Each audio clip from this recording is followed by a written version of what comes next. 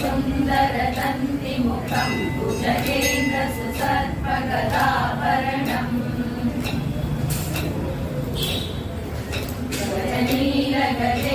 गजनीलगजेन्द्रगणाधिपतिं प्रणतोऽस्मि विनायकहस्तिमुखम् सुरसुरगणपति सुन्दरकेशं ऋषि गणपति यज्ञसमानम् भव भव गणपति पद्मशरीरं जय जय गणपति दिव्य नमस्ते